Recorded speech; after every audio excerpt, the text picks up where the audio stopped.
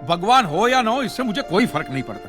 ये तो इंश्योरेंस वालों ने कहा कि भगवान ने तुम्हारी दुकान गिराई है या भगवान की वजह से मेरी दुकान गिरी, तो मैंने कहा ठीक है, भगवान मुझे उसके पैसे दे दे, केस खत्म। लेकिन भगवान तुम्हारी दुकान क्यों गिराएंगे? मूर्ख कहीं का। स्वामी जी प्लीज, जो कुछ भी कहना है विटनेस बॉक्स में आकर कहें।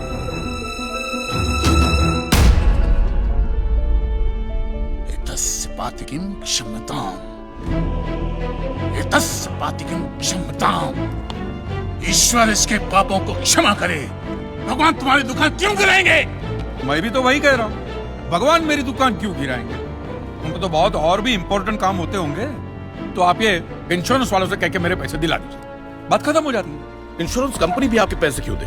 इंश्योरेंस के टर्म्स एंड कंडीशंस पर आपकी साइन है। Exhibit number 1 sir. बस तो मिलोट, फिर मुझे भगवान को ही पकड़ना पड़ेगा। तो फिर बुलाइए वो राम जी, शिव जी, गणपति, जिससे भी आपकी पट्टी कीजिए। अपड़गुम्बा तांडव बिंडो करके उठा। मूर्ख!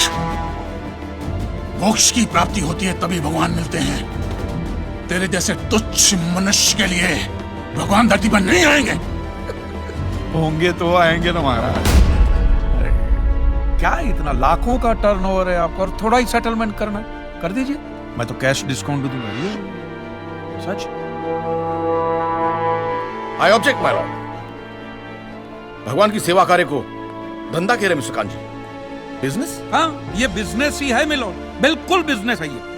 किसी भी धर्म स्थल पे जाइए तो सबसे पहले पार्किंग का पैसा दो, फिर वो छोटी लाइन, स्पेशल लाइन में खड़े रहने का पैसा, फिर फूल, चद्दर, कैंडल खरीदने का पैसा, और दान पेटी बिल्कुल मूर्ति के सामने ही रखते, जैसे सर झुका पैसा डालना पड़ता। और ये लोग तो भगवान के प्रसाद के लड्डू का भी पैसा लेते हैं मिलोट। जिस तरह म्यूजियम में मोम का पुतला दिखाकर पैसे लिए जाते, बाहर मंदिर में पत्थर का पुतला दिखाकर पैसे ले लेते।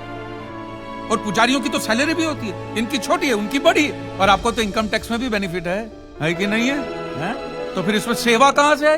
और मिलोर, ये तो ऐसा धंधा है जिसमें कभी भी रिसेशन नहीं आता। नहीं, उल्टा रिसेशन में तो इन लोगों का धंधा डबल हो जाता है। हे भगवान, भाई भगवान, हो भगवान। रिलैक्स। चलो मान लीजिए कि ये लोग धंधा करते हैं, फिर भी आपको पैसे क्यों दे? इंश्योरेंस में आप प्रीमियम भरते, इसलिए आप इंश्योरेंस से पैसे मांग सकते हैं, लेकिन मंदिर वाले आपको पैसा क्यों दे?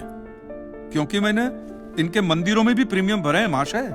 What nonsense? विश्वास नहीं करेंगे, इसलिए मिलोड में सारे प्रूफ साथ लेकर ही आया।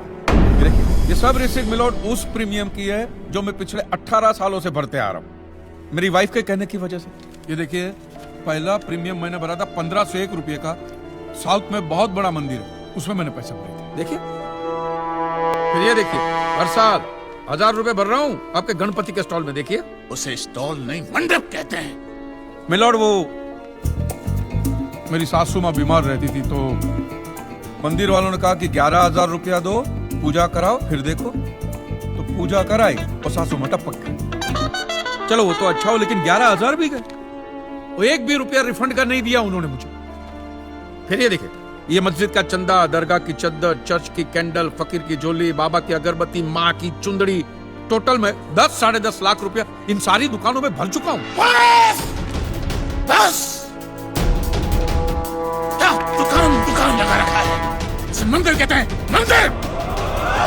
और मंदिर में लोग अपने परिवार की शांति और समृद्धि के लिए अपनी इच्छा से पैसा देते हैं। तो मैंने भी मेरे परिवार की शांति और समृद्धि के लिए ही पैसे भरे थे महाराज, कोई गन्ना चूसने के लिए इन्वेस्ट नहीं किए थे। लेकिन आपके भगवान ने मेरी शांति उखाड़ के फेंक दी, क्योंकि भूकंप तो मिलोट सिर्फ भगवान ही ला सकते, इंसान के बस की तो बात है ही।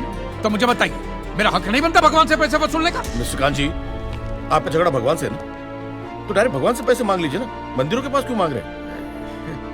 वकील साहब, आपके घर में बिजली या इलेक्ट्रिसिटी कौन सी कंपनी की आती है? रिलायंस की ना। तो घर में जब कभी भी बिजली का प्रॉब्लम होता है तो आप रिलायंस की ऑफिस में ही फोन करेंगे ना, सीधे अनिल अंबानी को तो नहीं बुलाएंगे ना। अनिल भाई आओ लाइट गई, अनिल भाई आओ लाइट गई। साइलेंस। आप कहना क्या चाहते हैं? What do you mean? ये जो साधु यहाँ है, ये जो पंडित जी यहाँ है, ये क्या भगवान के ऑफिसर्स हैं? नहीं, ये लोग ऑफिसर्स नहीं है भाई, ऑफिसर तो पढ़े लिखे लोग होते हैं। ये लोग तो देखो मुंह देखो, सेल्समैन है मिलोड, सेल्समैन।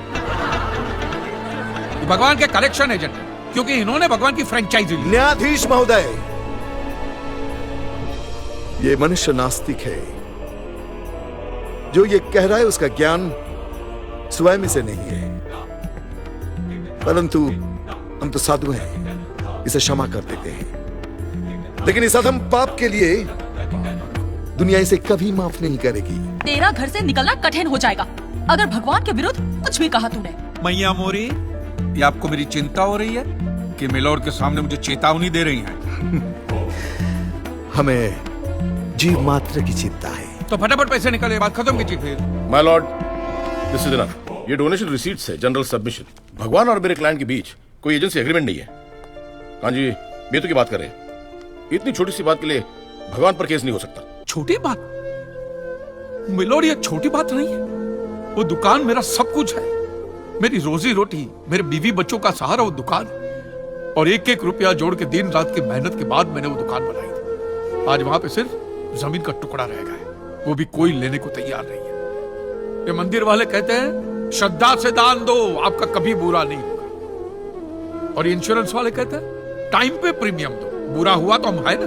तो मैंने तो दान भी दिया है मिलोर, और प्रीमियम भी भरे, और आज दोनों के दोनों ने हाथ ऊपर कर दिए। मैं एक मामूली आदमी, मिडिल क्लास में, मेरा परिवार, मेरे बीवी बच्चे रास्ते पे आ जाए। नहीं मिलोर, आपको मेरी बात इस अदालत में रखने का मुझे मौका देना ही चाहिए, और भारत का संविधान भी मुझे मेरी बात इस अदालत में रखने का हक देता है। प्लीज।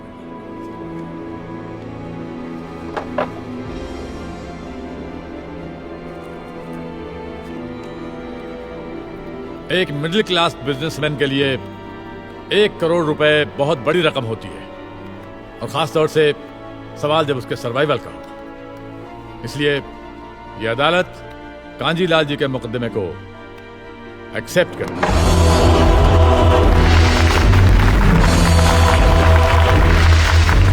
साइलेंस। और सारे एविडेंस और आर्गुमेंट्स को अच्छी तरह एग्जामिन करने के बाद यह फैसला देगी कि मिस्टर कांजीलाल को इनके पैसे मिलेंगे या नहीं। अगर मिलेंगे तो कौन देगा, इंश्योरेंस कंपनी या फिर मंदिर। Court is adjourned for the day.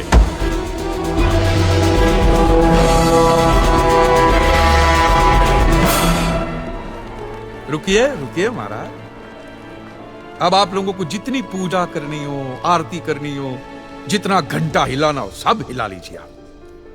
आपके भगवान ने मेरे अकेले की दुकान गिराई है ना, तो अब मैंने अकेले ने उसकी सारी दुकानों